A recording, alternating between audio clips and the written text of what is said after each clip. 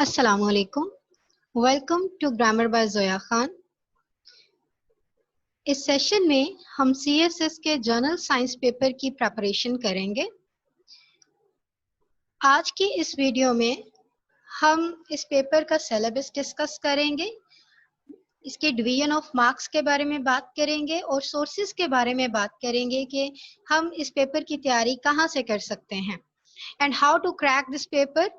और उसके बाद हम FPSC की जो एनुअल रिपोर्ट्स हैं उसका थोड़ा सा एनालिसिस करेंगे and then I will share my scheme of study कि हम इस सेशन में इस पेपर की तैयारी किस तरह से करेंगे, किस तरह से हम इसके टॉपिक्स जो है वो कवर करेंगे, उनकी सीक्वेंस क्या होगी।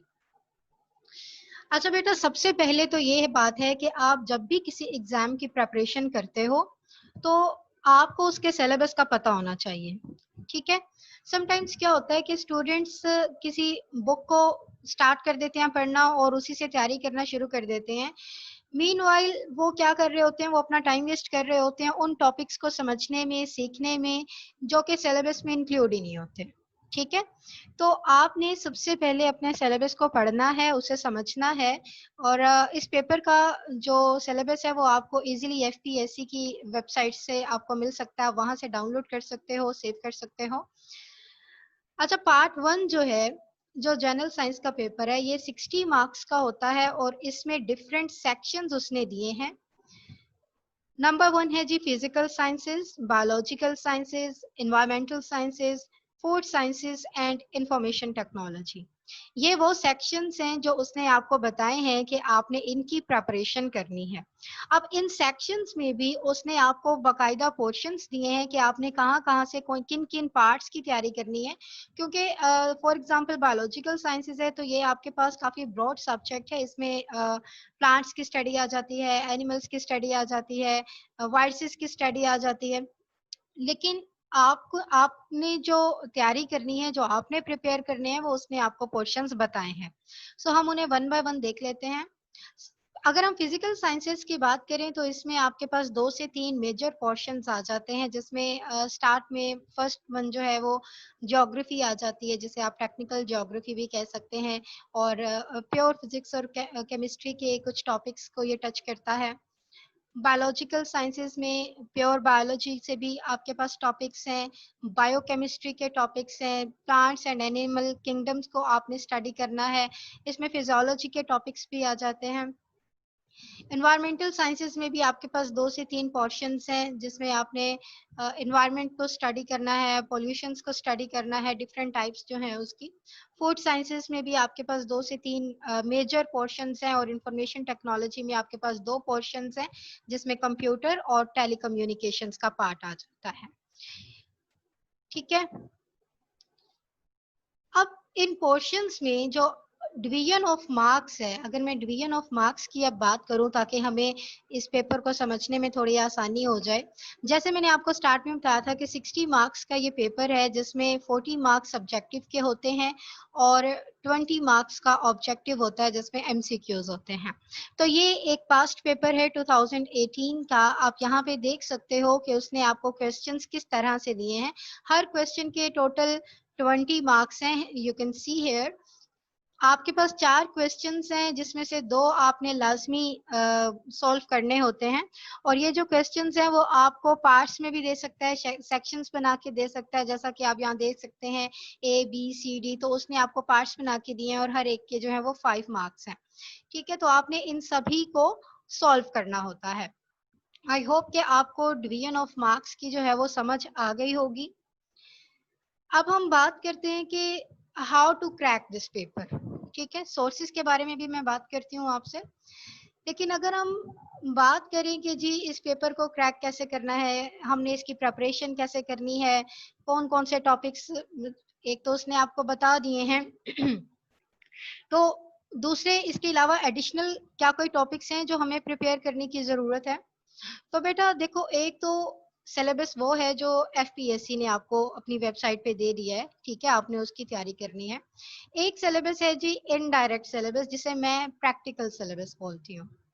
वो क्या है? वो ऐसे टॉपिक्स हैं जो कि उसने सिलेबस में अपनी वेबसाइट पे कहीं भी मेंशन नहीं किए, लेकिन फिर भी पेपर में वो आपको उनसे कोई ना कोई सवाल दे देता है। फॉर एग्जांपल पास्ट पेपर में आपसे रेडियो एक्टिविटी, आइसोटॉप्स या मोलर मास इस तरह की क्वेश्चनिंग की गई है, तो अब आप कहोगे कि ये सारी चीजें उसने तो कहीं मेंशन नहीं की, तो ये पेपर आउट ऑफ सिलेबस आ गया। नहीं, ऐसा नहीं होता। एक्चुअली उसने अगर आप फिजिकल साइंसेस वाले पोर्शन में देखते हो तो उसने एटॉमिक स्ट्रक्चर आपको बता दिए कि आपने प्रिपेयर करनी है, ठीक है।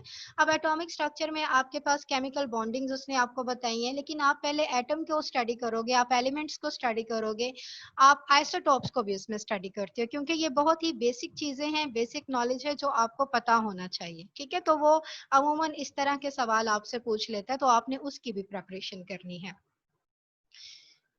अब आपने इसकी प्रिपरेशन कैसे करनी है? अब मैं बात करती हूँ जिस सोर्सेज की।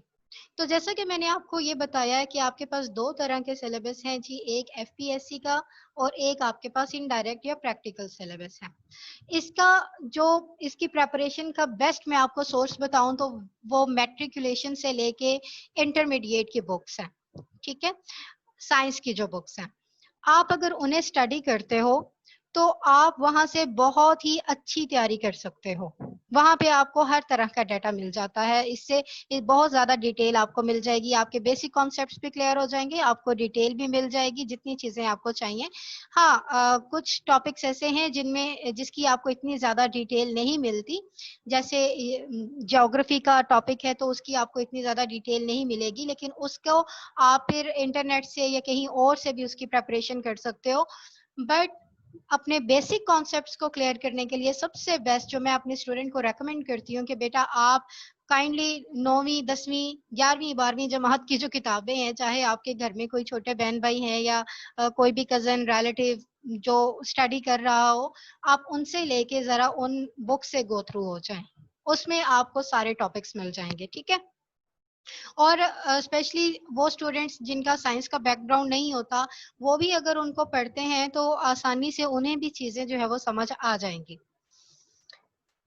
अब इसी सेक्शन में कि हमने इस पेपर को क्रैक कैसे करना है, जरा हम चेक करते हैं कि एफपीएससी ने जो एनुअल रिपोर्ट दी थी उसमें एग्जामिनर की ऑब्जर्वेशन क्या है, ठीक है। तो एग्जामिनर आपसे डिमांड क्या कर रहा होता है, जब आप क्वेश्चन को सॉल्व करते हो तो उसे आंसर्स किस तरह के चाहिए होती हैं, उसकी क्या डिमांड होती है कि स्टूडेंट किस तरह से इस क्वेश्चन को सॉल्व करे, ठीक है। तो इस हिसाब से उसने खुद ही आपको एडवाइस दी है कि भाई आपके जो आंसर्स हैं वो प्रिसाइज होने चाहिए, नीट एंड क्लीन होने चाहिए, रीडेबल होने चाहिए, और सबसे इम्पोर्टेंट बात कि आपने एक्स्ट्रा और अननेसेसरी एक्सप्लेनेशन नहीं देनी। अब क्या होता है कि आपसे जो सवाल मोस्टली जो स्टूडेंट्स होते हैं वो क्या करते हैं कि आपको जब कोई क्वेश्चन दिया जाता है तो बजाय जो पूछा गया है वो बताने के, आप वो बताना शुरू कर देते हैं जो आपको पता होता है, ठीक है।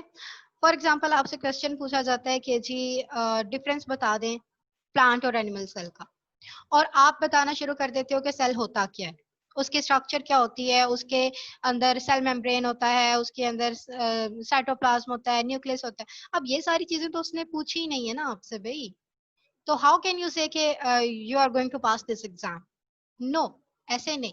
जो उसने आपसे चीज पूछी है आपने सिर्फ वही बताना है, टू द पॉइंट रहना है, पेपर को बिला वजह ड्रैग नहीं करना कि भाई सफे भरने के चक्करों में, ऐसा नहीं है, ठीक है। स्पेशली जो साइंस के पेपर्स होते हैं उनमें आप इस तरह की जो है वो इधर उधर से इंफॉर्मेशन लेके के बस लिख दो किसी न किसी तरह से, आप ऐसा नहीं कर सकते। आपसे जो पूछा गया है आपने उसी का जवाब देना है, ठीक है।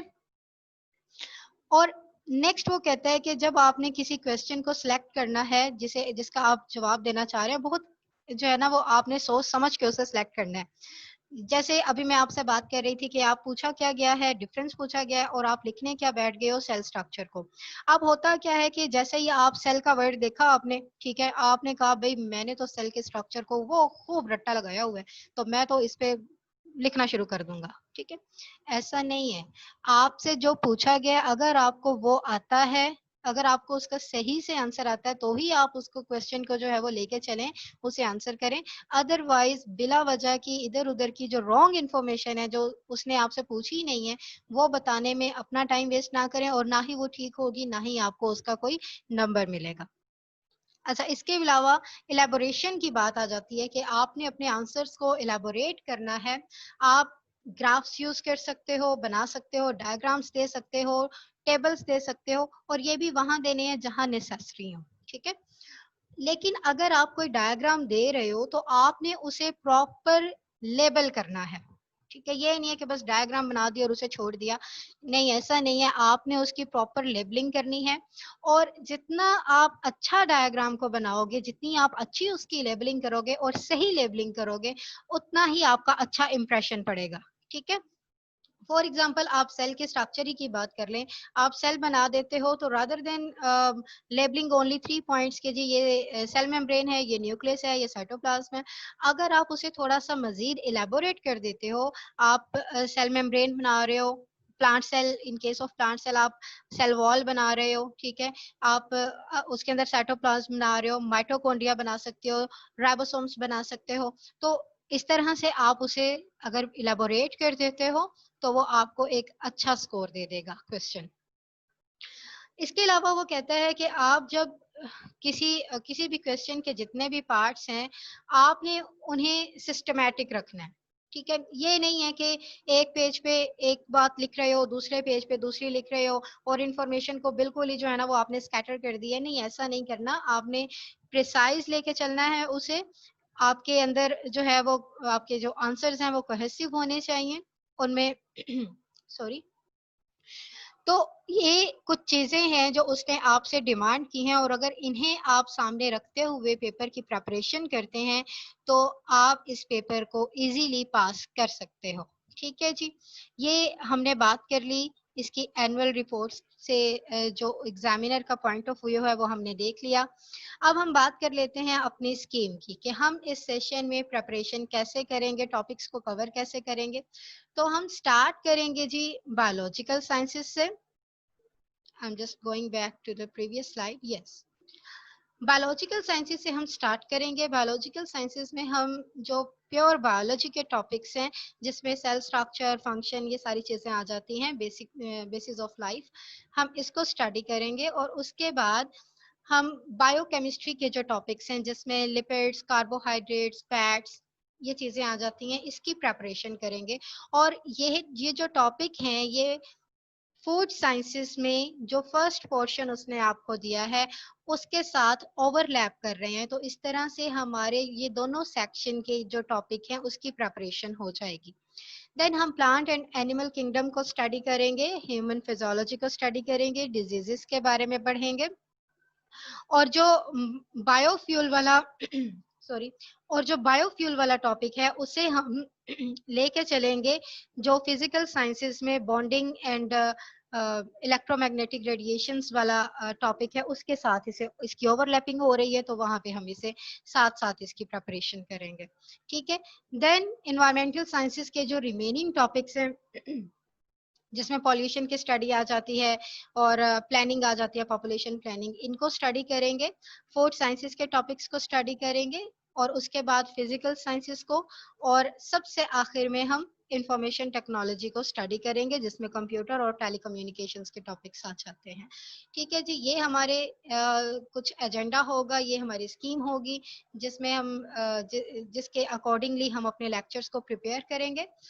नेक्स्ट क्लास में जो हमारी अगली क्लास है उसमें हम बाकायदा अपने लेक्चर्स का आगाज करेंगे और हमारा फर्स्ट लेक्चर होगा सेल पे, सेल स्ट्रक्चर एंड फंक्शन पे।